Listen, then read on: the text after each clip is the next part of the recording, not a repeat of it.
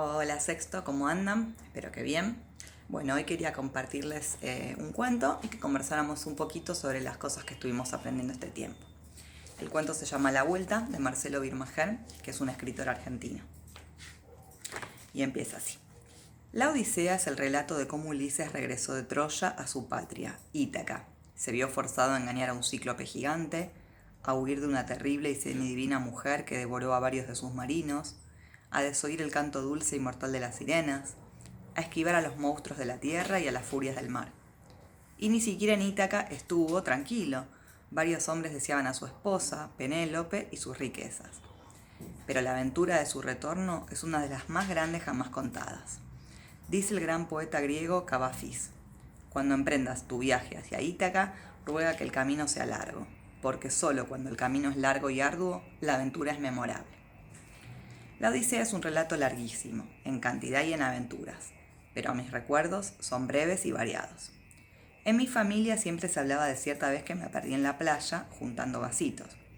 Caminé sin mirar a los costados y en cuanto alcé los ojos estaba en un sitio que no conocía. Las sombrillas eran de otro color. Había canchas de tenis junto al mar y las personas hablaban en otro idioma. No sabía en qué playa estaba, ni cómo se llamaba aquella en la que me aguardaban mis padres. Estaba perdido. Finalmente, por una serie de casualidades milagrosas, una huésped del hotel donde nos alojábamos me reconoció y me llevó de regreso con mis padres, quienes desesperados ya habían dado aviso a la policía. Esa noche me enteré de dos cosas. Había caminado una buena cantidad de kilómetros y me habían llegado a buscar en helicóptero. Cuando se narraba el incidente y mis hermanos se burlaban de mí, yo me defendía. Bueno, después de todo, hablaban en otro idioma y había canchas de tenis. No me perdí, descubrí otro continente. No descubriste nada, decía mi abuelo, te perdiste. ¿Y cuál es la diferencia entre encontrar un lugar nuevo y perderse?, le pregunté desafiante. Saber cómo volver, dijo con tristeza mi abuelo. ¿Les gustó? Espero que sí. A ver si podemos pensar, después capaz me pueden comentar qué le pasa al protagonista, cuál es el problema que tiene, cómo lo resuelve. ¿Qué opinan ustedes? ¿Se perdió o descubrió un lugar nuevo? Este, como se imaginarán, es un cuento realista, como los que estuvimos trabajando en este último tiempo. ¿Por qué es un cuento realista? Hubo algunos que cuando yo preguntaba en los cuentos anteriores me decían no, que no podía suceder porque era un cuento. Sí, o sea, los cuentos son ficciones. Los cuentos realistas, la característica que tienen es que cuentan historias que podrían suceder, historias verosímiles, ¿sí? Donde no hay hechos sobrenaturales ni cosas fantasiosas. Son historias que podrían pasar. Uno de los recursos que utilizan para eso es la descripción. Describen, cuentan así con detalle sobre los personajes, sobre el lugar, sobre describir, no sé, determinadas cosas. Los personajes justamente son personas comunes, ¿sí? En este caso un nene que se pierde, un abuelo. En Aurora nada, una adolescente, Mila lo mismo. Los lugares son lugares que puedo identificar, que me son conocidos. Por ejemplo, en este cuento habla de una playa, ¿sí? Es un lugar, no me dice qué playa, pero no importa. Está nombrando un lugar habitual, una playa. En la de Nila nombra, no sé, una piscina, un club. En el de Aurora lo mismo, la casa de los abuelos. En la celebridad me dice un lugar específico en Rusia. Justamente a veces no me dice el tiempo, pero me da indicaciones de si el cuento sucede en la actualidad o en el pasado. Por ejemplo, acá me está dando por el lenguaje que utiliza y, no sé, decirme la playa, la sombrilla, son cosas que hay ahora, ¿no? En la actualidad. En cambio, por ejemplo, en el de la celebridad me hablaban de carros tirados por caballos, los carruajes, periódicos, ¿sí? Otro tipo de vocabulario y de cosas, dándome a entender que era una historia que pasó hace más tiempo.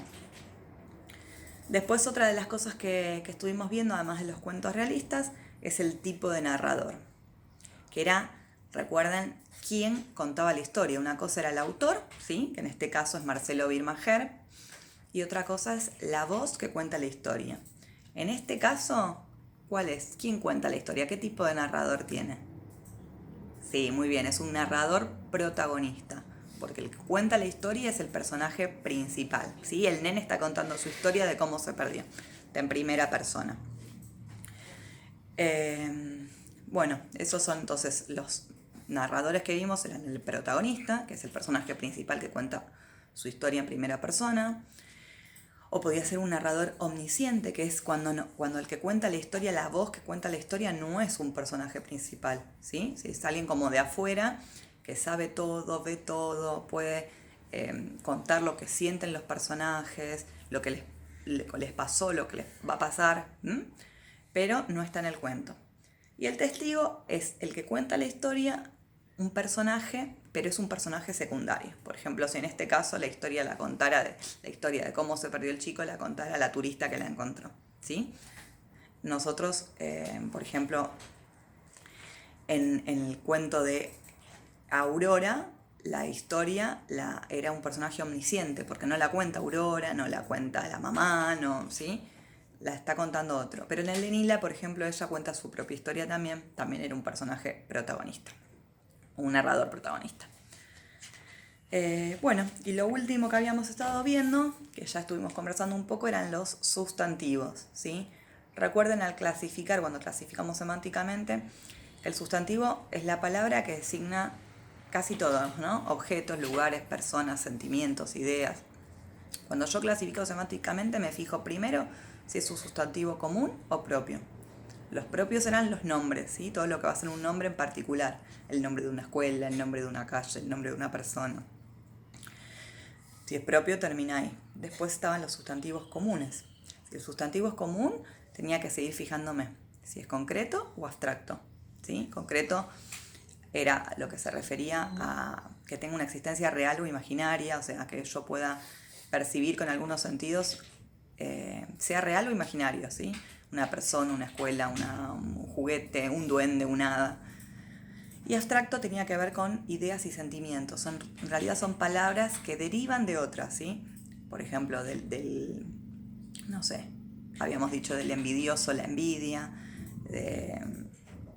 del cariñoso, el cariño, ¿sí?